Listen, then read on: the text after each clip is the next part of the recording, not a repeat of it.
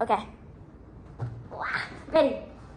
Hello, Tzadikim and Tzadikisses from around the entire world. Today I have the privilege to be interviewing Rabbi Shais Taub. Rabbi Shais Taub, how are you doing? Baruch Hashem, very good.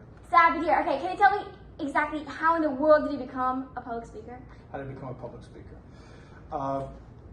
You want to know something? A lot of people are surprised when I tell them that I didn't speak a lot when I was younger. In fact, you know how, maybe not everyone knows who's watching this, one of the things that Lubavitcher Bachram do is on Yom Tov, we go on something called Talucha.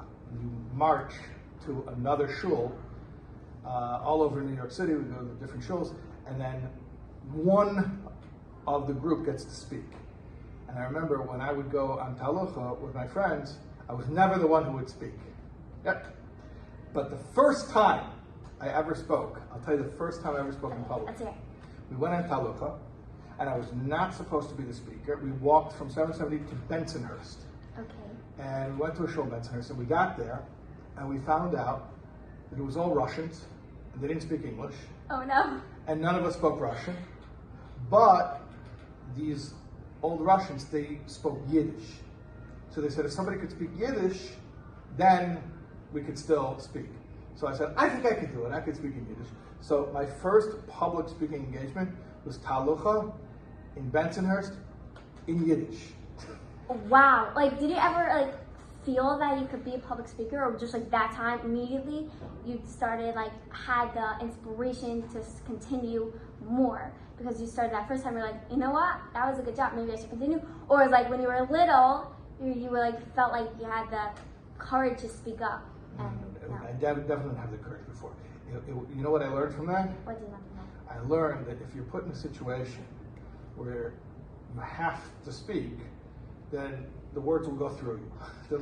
That's true. It's true. That's what I do. If I That's what don't you know, I every single day I need to make it my turn. I even ask my mother. She's right there. I had no clue what I'm saying before. I put up the video, and all of a sudden something pops into my mind. I just spill it out. Sometimes you need to redo it because I say a million talks at the same time. But it just spills out after you start. It's called Hashem's Vasai Tiftach. Hashem said, open up my mouth. That is so true. Yeah. When did you start the first after that? How many people My were first there after? paid speaking engagement Yes. was in Munster, Indiana, for my friend Eliezer Zalmanov. That's so cool. Yes, in 2008, I believe. I was born 2008. Really? Okay, so the year you were born. It's my favorite year. It's your favorite year. And what month were you born? November 5th, 2008. So I think it was probably September, because I remember what it was.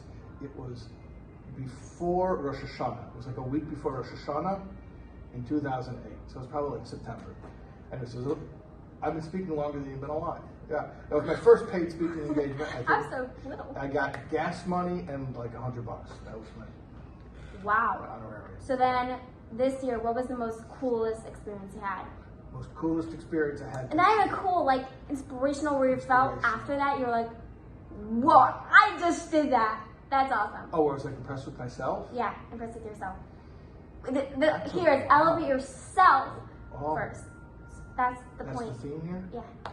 No, not really. My whole theme in my videos is to elevate yourself first, and then elevate the world. So what's something you felt inside after you did the most coolest interview ever?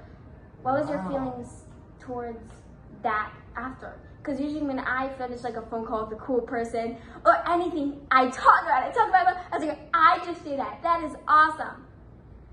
Yeah, that's such a great question, because you know what? I think usually people are very self-conscious, and they don't want to, it's funny, we don't like to remember embarrassing moments, cringy moments, Right. But we also don't like to think about our glorious moments, because we get self-conscious. Right. And now you're asking me to think about, I like this question though, We can use our brain. Yeah, okay, so something I did recently that I was proud of myself, and I You thought, proud of hey, yourself. you did a good job. Yes. That was good. You should do more of that. It's called self-worth. Self-worth. Yeah. I'm also a life coach. It's so important. You want to give an advertisement? No, please no. Okay.